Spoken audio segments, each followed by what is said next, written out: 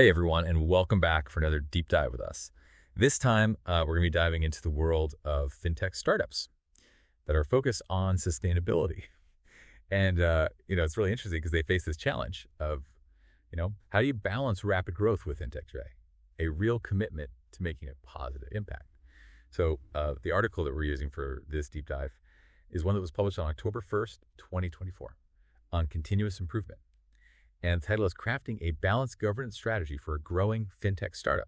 So some of the questions that we're going to be exploring today are, what does a purpose-driven governance strategy actually look like in action? How can these startups ensure that they're not just talking the talk, but walking the walk when it comes to sustainability? And how do you build in safeguards without getting totally bogged down? Bureaucracy and red tape. So I'm really excited to unpack all of this with our expert today. Yeah, it's great to be here. And, it's not just about being good. Good governance is really the bedrock for these startups, especially as they grow. You can think of it as the blueprint that makes sure that a company's actions line up with its values. And ultimately, that builds trust with, investors, customers, and everyone else involved. Yeah, that's such a crucial point, and I think that really resonates with anyone who's interested in the future of fintech and sustainable business. So the article outlines 5 key objectives for a solid governance strategy. Should we unpack those? Absolutely. Let's start with ethical decision-making. And this is about more than just avoiding scandals. It's about having a framework in place that helps you navigate those gray areas where profit and principles might clash a little bit. So imagine a fintech startup, that is, on the verge of launching, like a revolutionary new lending platform. Growth is tempting, of course, but what if their algorithm unintentionally perpetuates existing biases and excludes certain demographics from accessing financial services? Yeah, that's a perfect example of why ethical decision-making is so important. It's about proactively considering the potential consequences, both intended and unintended. So what's the next objective? Next up is regulatory compliance. The fintech landscape is constantly evolving. There are new regulations popping up all the time, and it's crucial for these startups to stay ahead of the curve. Take ESG reporting, for example. The standards for what constitutes a green investment are changing rapidly. You can't just simply claim to be sustainable these days. You actually need to be able to demonstrate it in a way that satisfies regulators and stakeholders. Right, that makes total sense. So how does a good governance strategy support a startup's ambitions to scale quickly? Is there a tension there between strategic growth and robust governance? Yeah, that's where it gets really interesting. Because while you might think that, governance would slow things down. A well-designed strategy can actually help startups to scale faster and more sustainably. So instead of creating roadblocks, it's about building a clear roadmap. That empowers teams to move quickly. While still adhering to core values and managing risks, think of it as like a GPS system for your business growth that's guiding you towards responsible expansion. Okay, so it's not about hindering growth, but it's about ensuring that growth happens in a sustainable and responsible way. I love that analogy. Yeah. So what about the remaining objectives? Okay, so the 4th objective focuses on transparency and accountability. This is about having mechanisms in place to not only track a company's impact, but also to report on it accurately and even allow for independent verification. And we're seeing a rise in greenwashing these days, where companies make these really lofty sustainability claims, but without the substance to back them up. So how can a fintech startup really build trust and demonstrate a genuine commitment? Yeah, it seems like transparency is absolutely key to combating greenwashing. If you're claiming to be making a positive impact, you need to be able to back it up with real solid data and welcome that scrutiny. So what's the 5th and final objective? The 5th objective is all about mitigating risk. This means proactively identifying potential pitfalls, whether they are operational, reputational, or legal, and developing strategies to address them before they become major problems. So consider a fintech startup that's developing a cutting-edge AI-powered financial planning tool. They need to think ahead about data privacy and security, algorithmic bias, and even the potential misuse of their technology. Right, so it's about being proactive, anticipating those risks, and putting safeguards in place, especially as these startups scale into new markets and launch innovative products. So we've covered the 5 key objectives: ethical decision-making, regulatory compliance, strategic growth, transparency, and accountability, and risk mitigation. But what does this actually look like in terms of an actual governance structure? Is there a one-size-fits-all approach? Well, the article suggests that. A robust governance structure should include a diverse board with expertise in venture capital, sustainability, technology, and financial management. Which makes sense, because you need people who understand both the fast-paced world of fintech and the complexities of building a sustainable and successful business. However, the specific structure should really be tailored to the company's individual needs. So it's more about having the right expertise and oversight, rather than aiming for a specific number of people on the board. Exactly. For example, the article mentions alternative core committees, like an executive steering committee, a risk and compliance committee, and an impact advisory board. So it's really about quality over quantity, having individuals who can offer strategic guidance, challenge assumptions, and just ensure that the company stays true to its mission. All right, so we have a sense of the key objectives and the potential structure. What are some of the key areas a good governance strategy should focus on? Well, the article highlights 3 core focus areas: strategy and growth, risk and compliance, and impact validation. And each of these areas presents unique challenges.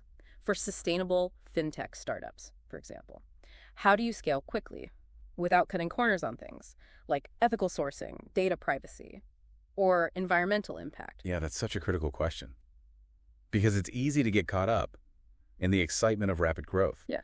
And maybe make some compromises. That could actually undermine your long-term sustainability. So how can startups ensure that they don't fall into that trap? Well, a strong governance framework really serves as a guardrail, ensuring that sustainability considerations are woven into every strategic decision. It's about asking those tough questions, like what are the potential consequences of this new market we're entering? How will we mitigate any negative impacts?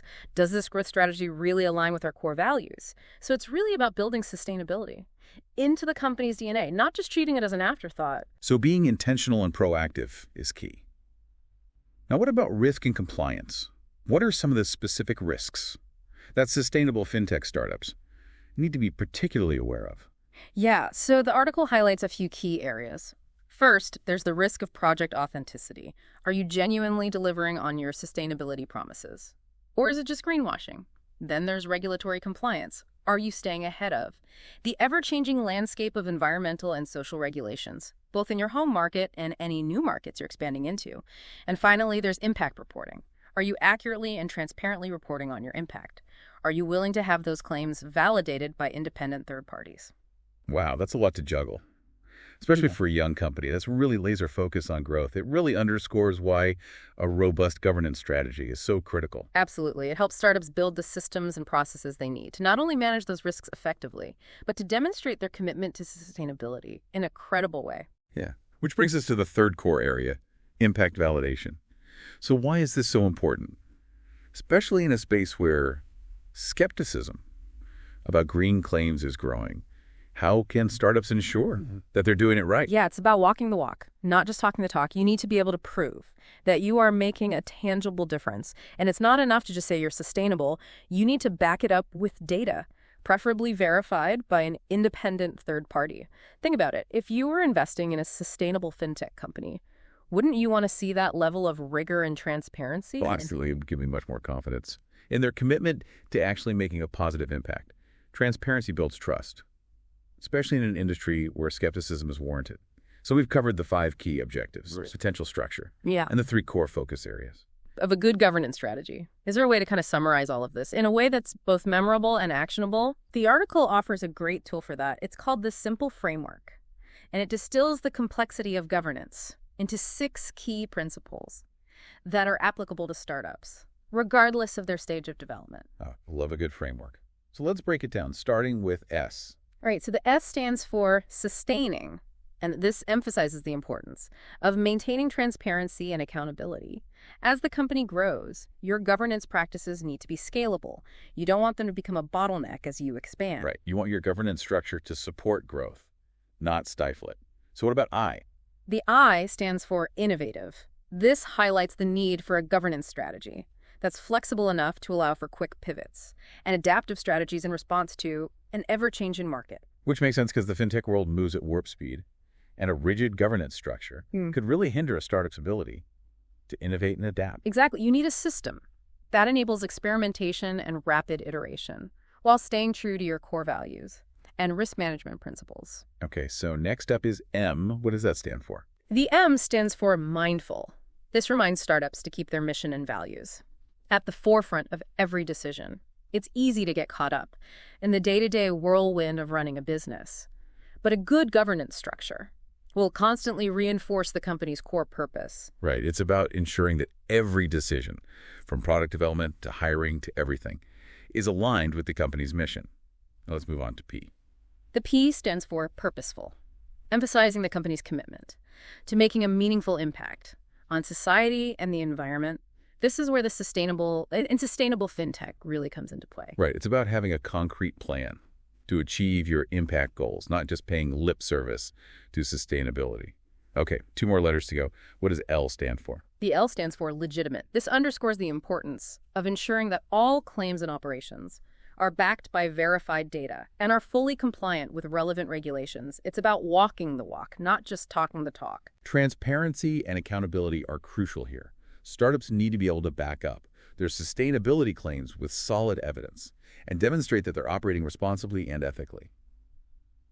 What about the final E? The E stands for empowering.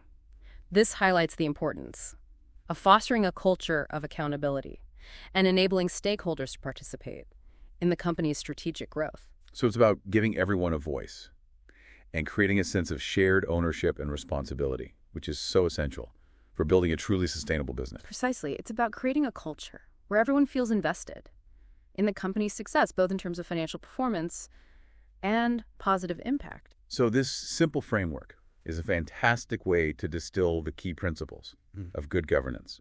And it's such a valuable tool for any startup leader who's serious about building a sustainable and ethical business. But how do we go beyond the buzzwords and identify companies that are genuinely committed to walking the walk? That's a crucial question, and it's one that we will explore further in our next segment. But for now, it's important to remember that as consumers and investors, we have a responsibility to be critical thinkers. Don't just simply take sustainability claims at face value. Dig deeper, ask those tough questions, and look for evidence that aligns with those claims. I love that. We'll be right back to continue our deep dive into the world of sustainable fintech and governance. Welcome back. Before the break, we were talking about how to really go beyond the slogans and the buzzwords and ask those tough questions about how we can tell if a company is really dedicated to sustainability or just kind of, riding the wave of whatever the popular trend is at the moment. Yeah, it's like you said, buzzwords like ESG and impact investing, they're everywhere. But how can we, as consumers and investors, really decipher which companies are truly walking the walk? What are some practical steps we can take? Well, one of the most effective ways to gauge a company's commitment is to look at their governance framework. It's about looking beyond, the marketing materials, and delving into the nuts and bolts of how the company is actually structured. Do they have a clearly defined set of ethical guidelines and values? Is their board composed of individuals with diverse expertise, including sustainability? Are their committees specifically tasked with addressing ESG concerns? So it's not just about what they say, it's about how they've organized themselves to actually deliver on those promises. Exactly. A company that's genuinely invested in sustainability will have integrated it into their operational DNA. Their systems and processes should reflect their commitment and ensure that sustainability is a core consideration in every decision that they make. That makes perfect sense. What other factors should we be considering when we're evaluating a company's sustainability claims? Transparency is paramount. Look for companies that are open about their sustainability practices and the impact that they're having. Do they provide detailed sustainability reports? Have they established clear metrics for measuring their progress? Are they willing to have their claims scrutinized by independent third parties? It's like we talked about earlier with impact validation. Don't just accept their claims at face value. Look for the evidence that supports them. Exactly. And don't be afraid to ask questions. If a company is evasive or vague about their sustainability practices or the impact that they're having, that's a major red flag. A company that is truly committed to sustainability will be eager to share information and address your concerns. So if you're considering investing in a fintech company with a sustainability focus, don't just look at their financial performance. Delve into their governance practices, their transparency, and how they report their impact. Sustainability is a journey. It's not a destination. It's unreasonable to expect perfection from any company. But you should look for evidence of progress, a willingness to learn, and a constant drive to improve. That's a great point. It's about finding companies that are demonstrably dedicated to continuous improvement. Their actions should speak louder than words. And that dedication should be reflected in their governance strategy. It's about having the systems and processes in place to ensure that sustainability is a consistent priority, not just some kind of fleeting trend that they're chasing. So we've covered a lot of ground today. The significance of governance for sustainable fintech startups. We've explored key objectives and frameworks, and we've talked about how to assess a company's commitment to sustainability. But let's bring this back to our listeners for a second. How can they apply these insights to their own lives and decisions? That's an excellent point. These concepts aren't just abstract ideas. They have very real-world implications for all of us. Absolutely. So if you're an entrepreneur who has the ambition to launch a fintech company, what are some key takeaways from our deep dive so far? I'd say the most important takeaway is that good governance isn't a luxury. It is a fundamental necessity. It's not something you can afford to postpone or treat as an afterthought. It needs to be embedded in the very foundation of your business from the outset. Exactly. And it's not just about ticking boxes. It's about building a business that aligns with your values and is deeply committed to making a positive impact. It's about creating a company that you can be genuinely proud of. And for those who are already investors or who are considering becoming investors, how can they use this knowledge to make informed decisions? Well, if you're seeking to support sustainable businesses, don't just focus on the financial returns. Look for companies with robust governance practices, transparent reporting, and a demonstrable commitment to making a difference. Remember, investing in sustainable businesses is investing in a future that benefits all of us. It's about aligning your investments with your values and contributing to a more sustainable world. And even for those who are just passionate about sustainability, you can use this knowledge to empower your own choices. Support businesses that are genuinely doing things the right way. Don't be afraid to ask questions. And demand transparency. Every decision we make, every dollar we spend, casts a vote for the kind of world that we want to live in. We have a collective responsibility to build a more sustainable future. And our choices as consumers and investors play such a vital role in that process. So as we delve deeper into this world of sustainable fintech and governance, I want to pose a final thought-provoking question to our listeners. Imagine you're building a fintech startup from the ground up. You have a blank slate. What would be your top priority when crafting your governance strategy, and why? That's a fantastic question because it really gets to the heart of what we've been exploring today, aligning your actions with your values. It challenges us to think critically about how we build businesses that are not only profitable, but purposeful, ethical, and impactful. Businesses that are built to last and make a positive contribution to the world. That's a goal worth striving for. I couldn't agree more. Now, with that thought in mind, we'll take a short break and return. To wrap up our deep dive, stay with us. Welcome back, everyone. Before the break, we're talking about what our top priority would be if we were building a fintech startup from scratch. Yeah. With a blank slate. It's a really interesting question to think about. All the things we've learned about governance and sustainability. It really gets to the core of how to build a sustainable business. It's not about just, these flashy initiatives or anything. It's about really baking those values into the DNA of your company. And it all starts with good governance. Absolutely. And it's inspiring to see how fintech is being used to drive positive change. And it makes me wonder, do these principles of good governance really only apply to startups? Or are they relevant to more established companies as well? That's a great question. And the answer is a resounding yes. These principles are universal, whether you're a global corporation or a small local business.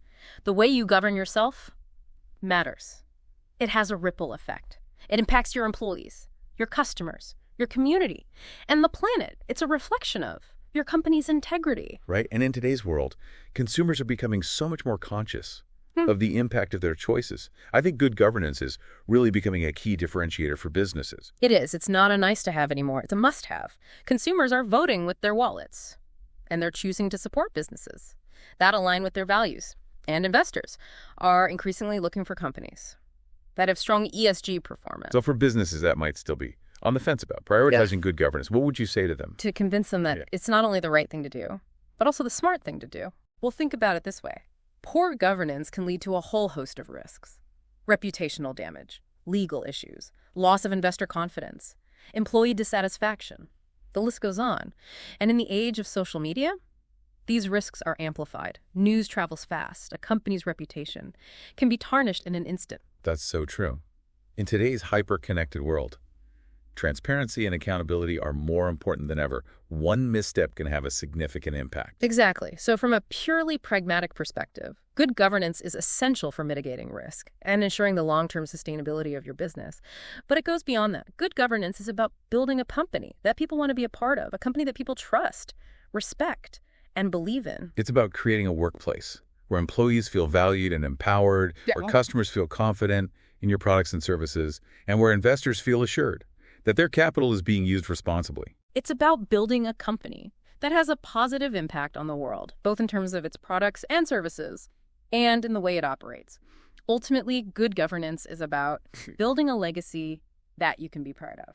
Well said. I think we've covered a lot of ground today, but this is really just the beginning of the conversation. There is so much more to explore in the world of sustainable fintech and governance. There is. There's always more to learn, and I encourage our listeners to keep digging deeper, asking questions, and challenging the status quo. Don't be afraid to hold businesses accountable for their claims and their actions. Yeah, we all have a role to play in creating a future where businesses are a force for good, where sustainability is integrated into every aspect of commerce, and where good governance is the norm. Well said. It's been a pleasure discussing this with you today. Likewise, a huge thank you to our expert for sharing such valuable insights with us. And to you, our listeners, thank you for joining us on this deep dive. We hope you'll join us next time for another exploration into a topic that matters